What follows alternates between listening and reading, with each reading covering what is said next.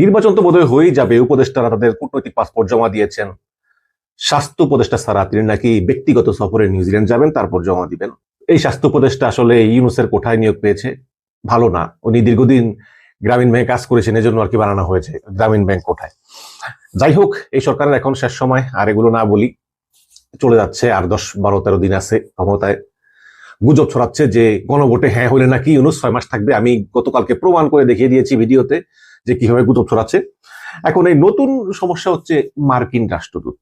বাংলাদেশে মার্কিন রাষ্ট্রদূত সবসময় একটা প্রভাব রাখে, এটা নতুন কিছু না। প্রভাবশালী দেশের রাষ্ট্রদূত তারা তো একটু প্রভাব রাখবেই।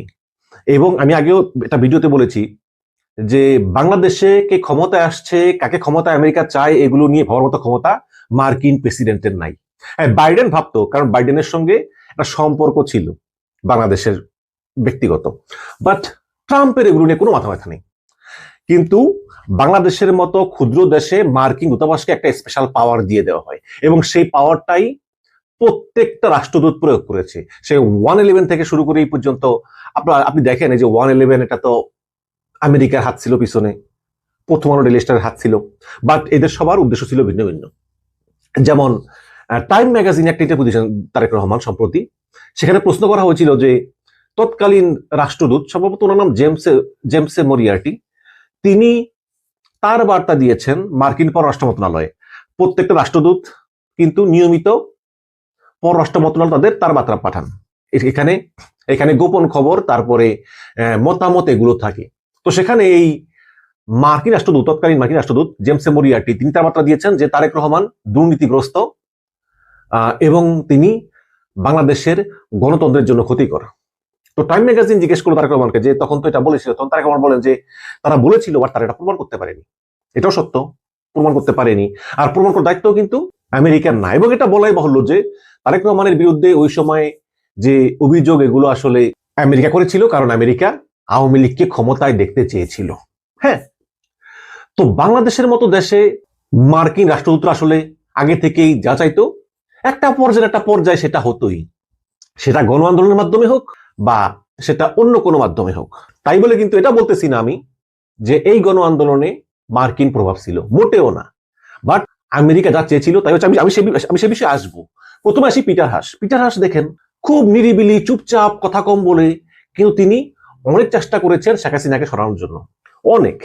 তিনি বিএনপিকে বারে বলেছেন আন্দোলনের নামও, এছাড়া কোনো উপায় নেই, বারে বলেছেন একটা পপুলার আপরাইজিং, কিন্তু বিএনপি ব্যর্থ হয়েছে। জামাতকে বলেছেন বারবার আন্দোলন নামও, জামাত ছোট দল, কি করবে, চেষ্টা করেছে, তাও ব্যর্থই হয়েছে বলা যায়। তারপর পিটার হাস সরে গেলেন। সরে যাওয়ার পর বানানো হলো ট্রেসি অ্যান্ড জ্যাকবসন নামে ভদ্রমহিলাকে। তিনি তো এর সঙ্গে বৈঠক করেন, তারেক রহমানের সঙ্গে গিয়ে লন্ডনে বৈঠক করেন। পাশাপাশি ওই ব্রিটিশ হাইকমিশনার সারা কুক, তিনিও আবার ওই লন্ডনে যান, আবার ভারতে গেলেন। এইরকম তৎপরতা আছে। তো এরপর আবির্ভাব হলো এক দীর্ঘদেহী ব্যক্তি, বেন্ট ক্রিস্টেনসেন, নতুন রাষ্ট্রদূত, এবং তিনি আগের সকল রাষ্ট্রদূতের চাইতে অনেক বেশি অ্যাগ্রেসিভ। আগের যেমন রাষ্ট্রদূত ছিল ড্যান ডাব্লিউ মজিনা, আশরাফুল বলতেন ওই যে আওয়ামী লীগের সাধারণ সম্পাদক, কাজের বেটি মর্জিনা। আবার পিটার হাসকে আপনার ওই গাড়ি আটকিয়ে ছাত্রলীগের হামলার চেষ্টা ওই তুলির বাসায়ের সামনে শাহিনবাগে। আবার ওই যে মার্শিয়া বার্নিকট, কালো ভদ্রমহিলা, তিনি যখন রাষ্ট্রদূত ছিলেন তাকে পর্যন্ত হামলা করেছে ছাত্রলীগের লোকেরা। নেতাদের ছিল জাহাঙ্গীর কবির নানক। কিন্তু এই বেন ক্রিস্টেনসেন এরকম না। যখন সিনেটে শুনানি হয়, মার্কিন সিনেটে, যে কে হবে বাংলাদেশের রাষ্ট্রদূত, তখন তার ইন্টারভিউ নিয়েছিল এবং সেখানে জিজ্ঞেস করা হয়েছিল যে আপনাকে কেন আমরা বাংলাদেশের রাষ্ট্রদূত নিয়োগ করব। তিনি বলেছিলেন যে বাংলাদেশ থেকে আমি চীনের ফুটপ্রিন্ট কমিয়ে দেব এবং আমার টার্গেটই হবে এটা। যেই কথা সেই কাজ। বাংলাদেশে এসেই তিনি কথা বললেন নিরাপত্তা উপদেষ্টা খলিলুর রহমানের সঙ্গে। সেখানে খলিলুর রহমানকে বললেন যে আমেরিকার সঙ্গে তোমাদের সম্পর্ক আরো ঘনিষ্ঠ করতে চাই, ব্যবসা বাণিজ্য ঘনিষ্ঠ করতে চাই, একদম ট্রাম্প স্টাইলে। চীনের ফুটপ্রিন্ট এই অঞ্চল থেকে কমাতে হবে। তারপরেই দেখা করলেন ডক্টর ইউনূসের সঙ্গে। ও তার আগে কিন্তু রাষ্ট্রপতির সঙ্গে দেখা করে পরিচয়পত্র দিয়েছিলেন, রাষ্ট্রপতি চুপ্পুর সঙ্গে দেখা করে। তো তারপর এই বেন্ট ক্রিস্টেনসেন সাংবাদিকদের সামনে সরাসরি বললেন যে আমি ডক্টর ইউনূসকে অবহিত করেছি যে চীনের সঙ্গে আপনাদের সম্পর্ক বৃদ্ধি হলে আপনারা কি কি ক্ষতির মুখে পড়বেন, ঝুঁকির মুখে পড়বেন। ঝুঁকির মুখে বলতে কি বোঝেন? আমি বুঝি যে আমেরিকা অ্যাকশন নেবে। আমেরিকান কত অ্যাকশন আছে, আমেরিকান স্যাংশন, আমেরিকার তারপরে বাণিজ্য, তারপরে যুদ্ধ, কত কিছু আছে। আপনি যদি আমেরিকার বিরুদ্ধে যুদ্ধ ঘোষণা করেন, হ্যাঁ, আপনি শুধু ওই দেশটার বিরুদ্ধে কিন্তু না, আপনি দেশটার যে প্রচলিত সিস্টেম, আপনি বিশ্বের একটা পরাশক্তির বিরুদ্ধে যাচ্ছেন, যারা বিশ্বের শ্রেষ্ঠ ক্ষমতা সম্পন্ন। আপনি তাদের যে মুদ্রা ব্যবস্থা ডলার, সেই ডলারের বিরুদ্ধে যাচ্ছেন। আপনি তাদের যে টেকনোলজি, আপনি ফেসবুক, গুগল, মেটা, অ্যামাজন, পেপল, সবকিছুর বিরুদ্ধে যাচ্ছেন। এত সহজ না বিষয়টা। এখন সেই বেন ক্রিস্টেনসেন তারপর দেখা করেছেন তারেক রহমানের সঙ্গে, দেখা করেছেন জামাতের আমির শফিকুর রহমানের সঙ্গে, দেখা করেছেন গতকালকে সেনাবাহিনীর প্রধান ওয়াকারুজ্জামানের সঙ্গে, আজকে দেখা করেছেন নৌবাহিনীর প্রধানের সঙ্গে, একটু পরে হয়তো বিমান বাহিনীর প্রধানের সঙ্গে দেখা করতে পারেন। এই যে একটা ম্যারাথন সাক্ষাৎকার, সবার সঙ্গে সাক্ষাৎ করতেছে, দেখা করতেছে, এর ভিতরে কিন্তু একটা বার্তা আছে। কি বার্তা? আমি আছি, শক্তভাবে আছি, সবকিছু দেখছি, যা চাইবো তাই করতে হবে। এবং এই ধরনের সরকার যদি চায় তাহলে তো আসলে মানে বাংলাদেশের মতো ক্ষুদ্র দেশ, যাদের গার্মেন্ট শিল্প বেশিরভাগই আমেরিকাতে রপ্তানি হয়, তাদের আসলে আর কিছু করার থাকে না। এখন আমরা সম্প্রতি ফাঁস হওয়া একজন কূটনীতিকের তার বার্তায় আমরা দেখতে পাচ্ছি যে আমেরিকার ধারণা বিএনপি ক্ষমতায় আসলে তারা নিজেরাই দুর্নীতি করতে করতে নিজেরাই শেষ হয়ে যাবে, তারপর জামাতের চান্স আছে।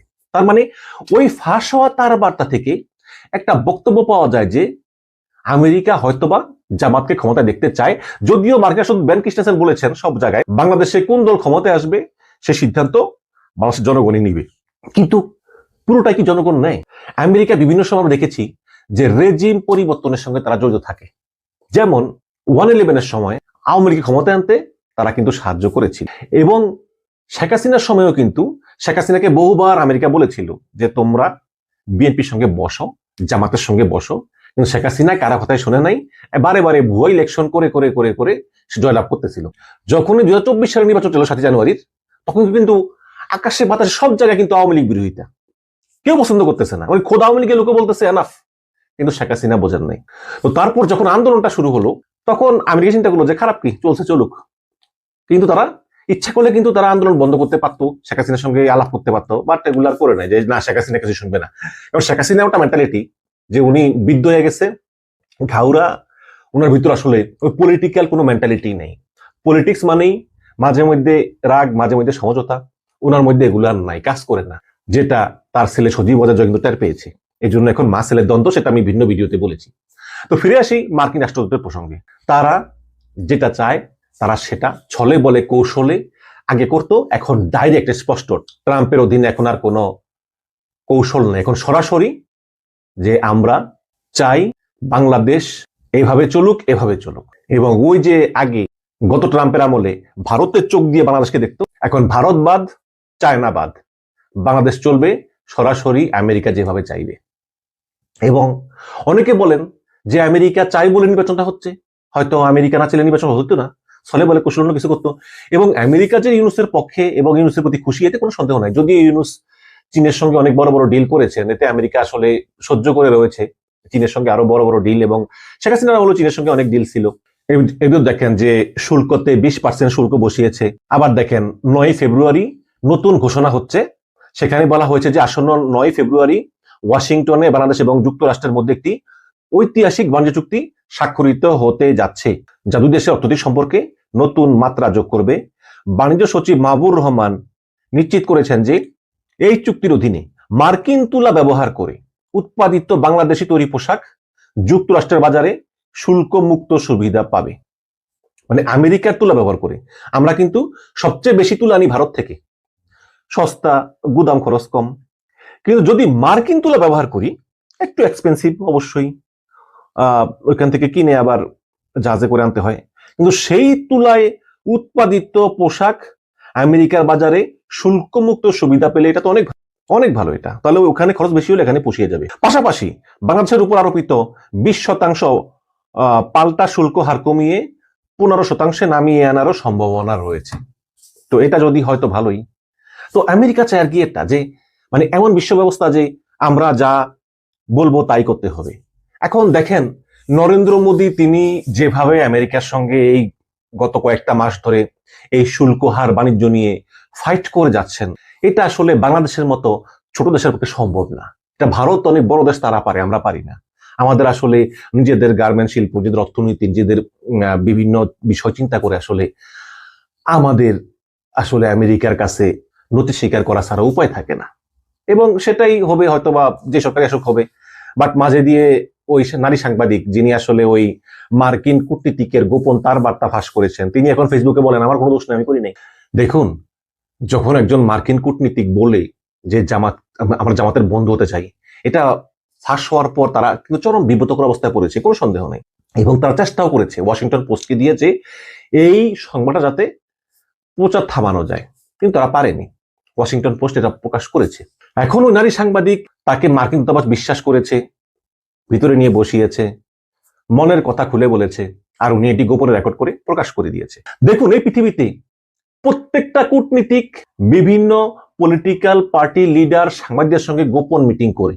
এটা আওয়ামী লীগের লোকের লোক, বিএনপি লোকজনের সঙ্গে করেছে, জামাতের সঙ্গে করেছে, এবং এগুলো গোপনই থাকে, এগুলো কখনো কিন্তু প্রকাশিত হয় না।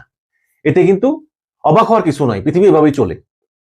তো সেই নারী সাংবাদিক একটু সুবিধার জন্য তিনি বিএনপি ক্ষমতা এলে ফারজানা রূপা হতে চান, তার স্বামী, ওই যে ফারজানা রূপার স্বামী, তার স্বামী ওরকম হতে চায়।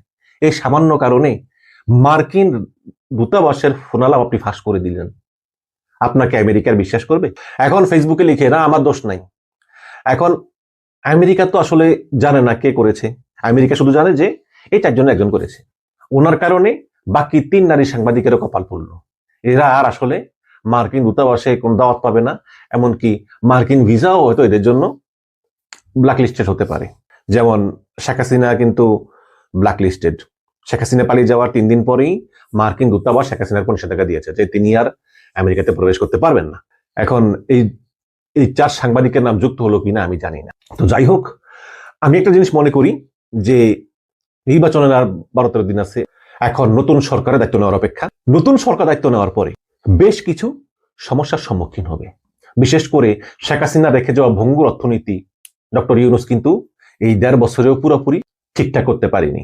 নতুন সরকার ক্ষমতা এলে এটা হবে বড় চ্যালেঞ্জ, এবং ভূরাজনৈতিকভাবে সবচেয়ে বড় চ্যালেঞ্জ হবে এই চীন, ভারত এবং আমেরিকার সঙ্গে সম্পর্ক মেনটেন করে চলা। ভারতের বিষয়টা কেন বলি, ভারত প্রতিবেশী, এরা ওই বিভিন্ন ষড়যন্ত্র করতে পারে, যাতে ষড়যন্ত্র না করতে পারে এজন্য ম্যানেজ করা, এবং সেই ম্যানেজটা আবার হবে যে তাহলে ভারত বলবে তাহলে আওয়ামী লীগকে পুনর্বাসন করো, এসব ঝামেলা আছে। এখন চীনের সঙ্গে আমাদের যে সম্পর্ক আমরা জড়িয়ে গিয়েছি, তিস্তা প্রকল্প, প্রতিরক্ষা চুক্তি, সব বিভিন্ন চুক্তি, এখানে আমেরিকা চাইলেও চীনকে কতটুকু দূরে সরানো সম্ভব সেটা একটা বিষয়।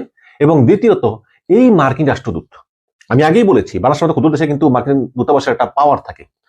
এখন এই মার্কিন রাষ্ট্রদূতকে কিভাবে আসলে সরকার ম্যানেজ করবে, কারণ উনি তো খুব অ্যাগ্রেসিভ টোন ওনার।